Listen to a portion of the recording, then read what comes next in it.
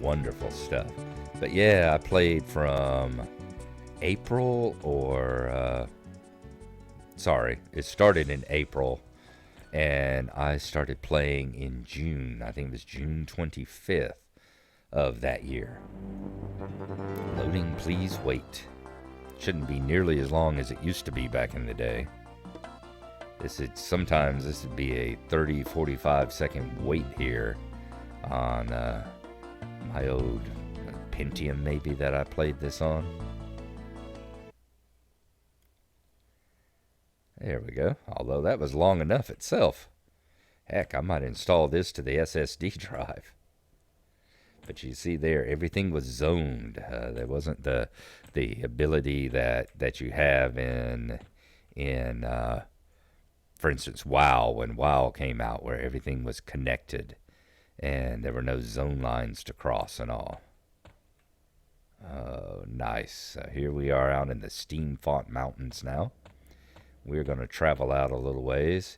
You see the guards in their plate armor. And there's the exhaust vents and all that. The exhaust vents and all from the city below, with the steam rising into the sky. Always loved the clockwork, and I think that's what gave me the most satisfaction with playing a gnome, was the whole steampunk clockwork type of mentality they had, with all the gears and the steam and all the rivets and bullers and everything else. It was just glorious. And you had the science bent, where you see these huts over here that have people in them that you can do quests for and all. And you see, the observatories, the telescopes pointing to the sky, and the bullers and all. Ooh, there's a clockwork transporter over here. Yep. Cargo clockwork. I don't know what it is with the gnomes that they were always in hell, cargo clockwork. Well, he doesn't have anything to say. What about our gnome here? What about Zondo? Zondo, you got anything to say to me? Zondo Hidzel says, glad to meet you. Our cargo clockwork is marvelous, no? Don't know what it is with the gnomes and their obsession with making giant clockwork spiders. That part of it never really set very well with me. But here's the Steamfont Mountains. And like every other zone in EverQuest, you had the situation where, yeah, this is a beginning zone here. This is where the noobs come out. This is where all the first levels from Akanon there come out and turn left over here and go over to the newbie zone, where all the first level creatures are to kill and that sort of stuff. But if you turn right and go that way, you get into some high level stuff. You can get slaughtered, one-shotted by creatures down there. Heck, there's a certain areas where, I wouldn't have taken my 50th level characters by themselves with impunity. I would have thought twice taking some of the more squishy 50 level characters. So yeah, but we're going to continue following the road this way and see if we can get over here to the first level area, which should be right on around this side here, over here next to the Druid Circle. Now the Druid Circle, you'll see these hinges. They are scattered all over the world. They're in relatively useful locations. There's usually one near just about every capital city. Normally has one near it. There goes a gnome right there in his little yellow robe. Who is that? Can we click on him at this distance? Yep, a little too far. But just about every capital city had one in the zone nearby. And they were located usually in many other places like that too. Now let's look at these gnome skeletons. We can consider it. Looks like an even fight, which means that these are first level critters. Tell you what we are going to do. We're going to do our minor shielding here on ourselves.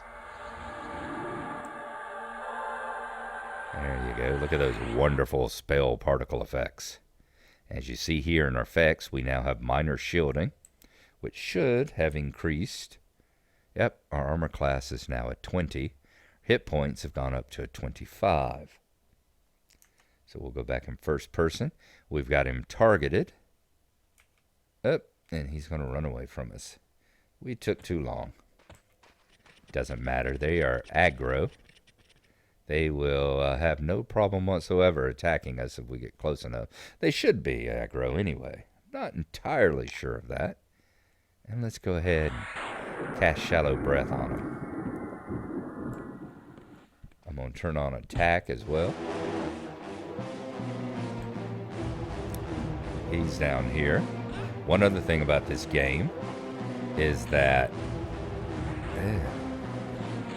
There we go. One other thing about this game is that you get hit points back. You know, if I miss him a lot, he will start getting his hit points back. And the same for me.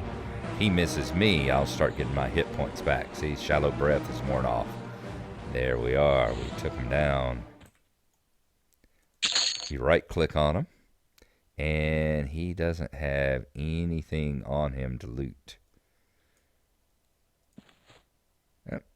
Doesn't have anything. We got 2 coppers from him, so we have our first money. Our very first money we now have in EverQuest here. 2 coppers. We are damn near rich.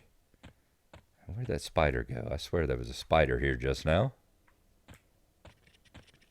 He go wandering off. Yep, he did. Spiderlings. I'm going to come over here. There should be a merchant, I think, right over here as well. One thing that, you know, these circles, I was discussing them.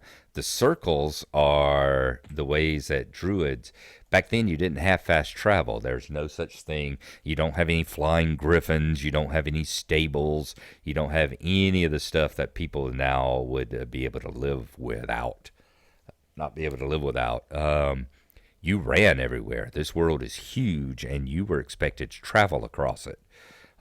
You were on this side of the continent and wanted to get to the other side of the continent. Well, you might have a 15-20 minute run ahead of you, assuming you were of high enough level to do it and you didn't get killed along the way. But wizards have little pyramids that you'll see that they can transport people. They get portal spells, and they can transport people from one place to, you know, they get to the spell where they can, I guess this would be the Achenon Circle here perhaps, and a druid would get the spell Achenon Circle and they'd be able to transport people to this circle. Wizards are able to transport people to the pyramids. Many of them have these people around them though, these various merchants, and let's look how she is, you know, regard you indifferently. What would you like your tombstone to say? Means that she's high enough level, she would one-shot us. Anything red like that would pretty much just kill you without even thinking twice about it. But a lot of the druid circles don't have merchants, they have actual people on different druid factions.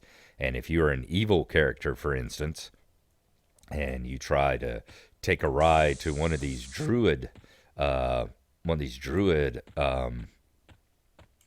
circles, well, you better have a good invisibility spell or something like that on, because if you don't, it's quite likely that when you land, the druids would kill you. Ooh, looks like quite a gamble. We might actually be able to pull that one off.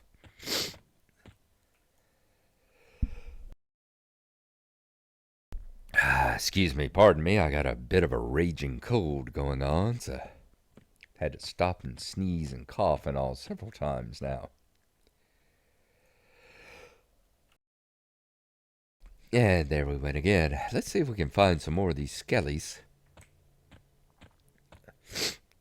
Once again, I just wonder how much of these people... Oh, listen to the steam coming out of the ground there. It's the reason they call these the Steam Font Mountains.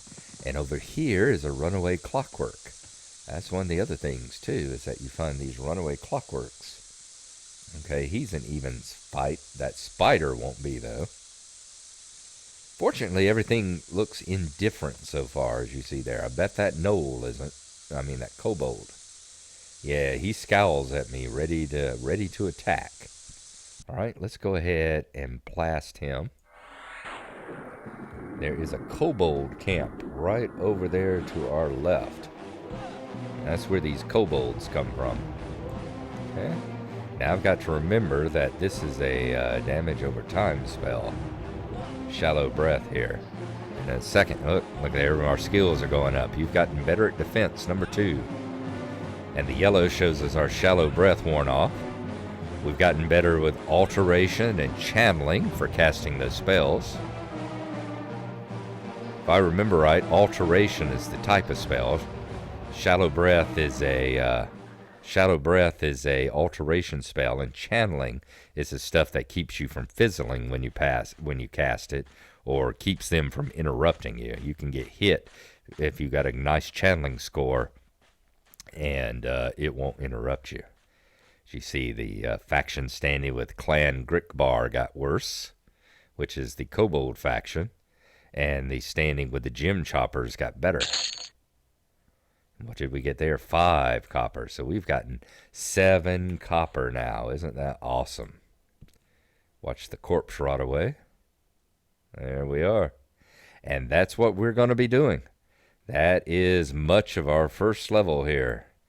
In fact, this is much of many of the first few levels here, is going out and fighting, just grinding away here. They called it EverQuest, but honest to God, there was so little actually questing that went on. It was amazing. Let's get a little closer. Yep, shallow breath wore off again.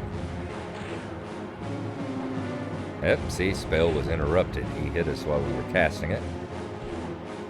Let's see if we can cast it again. There we go. I'm also hitting Sense Heading over there to try and work it up while we're killing him as well. Shallow breath is worn off again. Let's try it one more time. Boom. There we go. Let's go up and loot them. I was looking for stuff like bone chips. There we go. Bone chips. Bone chips were a good way of making money in the early game here, because necromancers use tons and tons of bone chips. Necromancer characters need bone chips. We also got 13 copper. Awesome. So if we actually go to our inventory, you'll see we're carrying 20 copper now, as well as our bone chips. You'll notice this as well.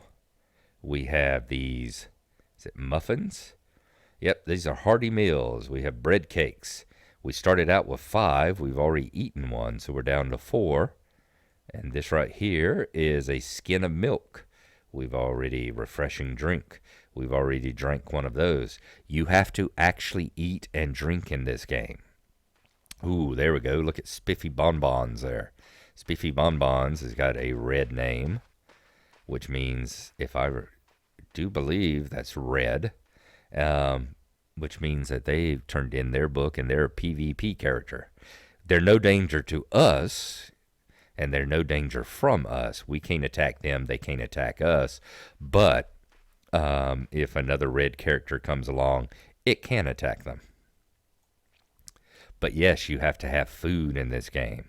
You have to have food and drink. And if you don't have it, you start getting hungry and thirsty. You will not only not be able to recover your hit points and all, but I think eventually, if I remember right, you would eventually start taking damage and you could actually die of hunger and thirst.